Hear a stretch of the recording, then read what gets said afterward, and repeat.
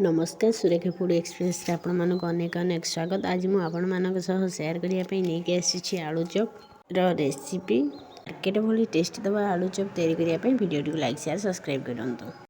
ये मुझे किसी बेसन नहीं किसी लुण और किसी हल्दी गुंड नहीं ये भल भाव में गोलेबा ये आम अल्प पानी देकी हल्का हल्का गोलेबे नचेत पानिया हो बेसी पतला करियानी कि बेसी मोटा करियानी। ये मुझे देखी दूसरी क्यों भली भाव में बैटरटी आमर बनी देखो बेसी मोटा ना कि बेसी पतला ना आम स्टफिंग बनवा ये मुझे किसी सिझा आलू को नहीं हाथ चकुटनी बेसी भल से चकुटी हे बेसी ये कर चकुड़े टिके खंडखंडिया रखिए रखने आलू चपर टेस्टा ही भल लगे। ये मुझे कड़े बसैली कड़े तेल पकई तेल गरम होगा शीत दबा आम फुटन रखिदे गोटे पियाज को चुन चुन कर काटिकी रखी दबा भल भाव में भाजा सी भाजी आसला आम से दबा अदा रसुण छेचा को देके आउ किसी टाइम भाजा सी हो आसले आम से दबा कि भृसंग पत्र देले बास्ना भल आसी था और फ्लेवर भी भल आसी था।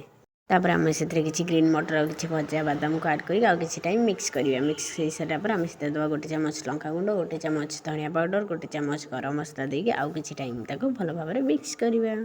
सब मिक्स हो आसले आम से आड कर चपटी रखी आलू को देके आउ किसी टाइम भल भाव में मिक्स कर सारापर ये आम बैटर को खोलिकी गोटे प्लेट्रे ठंडा करने छाड़ीदे स्वाद अनुसार लुण भी आड करी कहवाई भूली जाइए। एबे आमर स्टफिंग ठंडा हो जाए आलू चप बनवा मुझे मीडियम साइज आलू चप बनई आपण चाहिए बड़ करेंगे छोट भी करेंगे।